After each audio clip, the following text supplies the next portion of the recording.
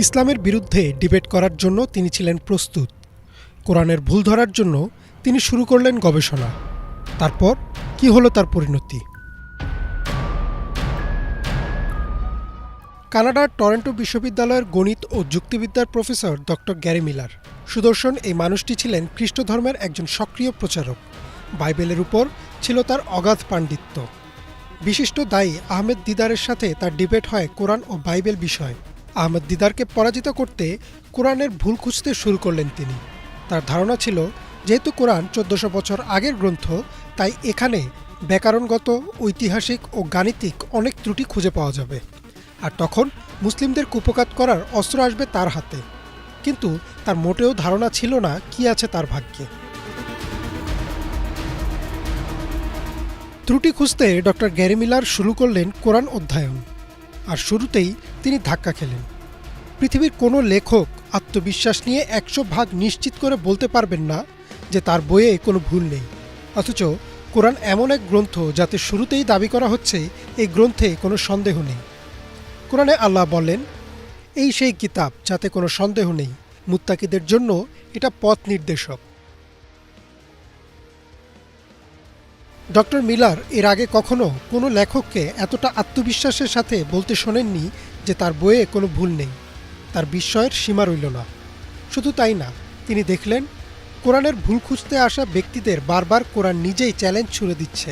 তার মনে হচ্ছিল স্বয়ং কোরআনই যেন চ্যালেঞ্জ করছে তাকে। আল্লাহ কোরআনে বলেন, তারা কি কোরআন নিয়ে চিন্তা করে না? এটা যদি আল্লাহ ব্যতীত অন্য কারো পক্ষ থেকে হতো তবে তারা অবশ্যই এতে অনেক অসঙ্গতি দেখতে পেত। ডক্টর মিলার এবারও নড়েচড়ে বসলেন। তিনি আরও গভীরে গেলেন। দেখলেন সম্পূর্ণ কোরআনে মহানবী সাল্লাল্লাহু আলাইহি ওয়াসাল্লামের ব্যক্তিগত জীবন নিয়ে প্রায় কিছুই লেখা নেই। যদি কোরআন মহানবী সাল্লাল্লাহু আলাইহি ওয়াসাল্লামের লেখা হতো তবে এতে তার বিভিন্ন ব্যক্তিগত বিষয় থাকত। এছাড়াও আরও কিছু যুক্তি দেখে তিনি মানতে বাধ্য হলেন যে কোরআন মুহাম্মদ সাল্লাল্লাহু আলাইহি ওয়াসাল্লামের লেখা গ্রন্থ নয়। আরও একটা বিষয় তার নজর কাড়ল।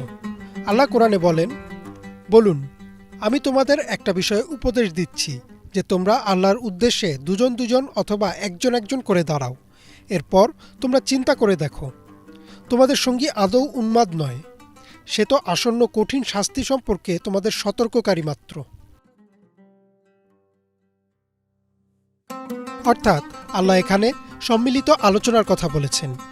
তিনি অবিশ্বাসীদের বিনা চিন্তায় মহানবী সাল্লাল্লাহু আলাইহি ওয়াসাল্লামের অনুসরণ করতে নিষেধ করেছেন। বরং তার সম্পর্কে তারা চিন্তা করে দেখুক যে তিনি আসলে কি বলছেন, কেন বলছেন, এতে তার লাভ কি। যদি তারা একা সিদ্ধান্তে আসতে না পারে তবে দুইজন বা আরও বেশি মানুষ মিলে চিন্তা করুক, তারপরেই ঈমান আনুক। ডক্টর মিলার আরও একটি বিষয় লক্ষ্য করলেন। মারিয়াম আলাইহিস সালাম, যিনি ছিলেন ঈসা আলাইহিস সালামের মা। বাইবেলে তাকে ডাকা হয়েছে মাদার ম্যারি, আর তাকে অত্যন্ত সম্মানিত একজন নারী বলা হয়েছে। কিন্তু কোরআন মারিয়াম আলাইহিস সালামের সম্মানের ক্ষেত্রে বাইবেলকেও ছাড়িয়ে গেছে। যেখানে মহানবী সাল্লাল্লাহু আলাইহি ওয়াসাল্লামের মেয়ে ফাতিমা রাদিয়াল্লাহু তাআলা আনহা বা তার স্ত্রী আয়েশা রাদিয়াল্লাহু তাআলা আনহার কথা কোরআনে একবারও নেই, সেখানে মারিয়াম আলাইহিস সালামের নাম কোরআনে এসেছে 34 বার। শুধু তাই না, তার নামে একটি সম্পূর্ণ সূরাও নাজিল করা হয়েছে।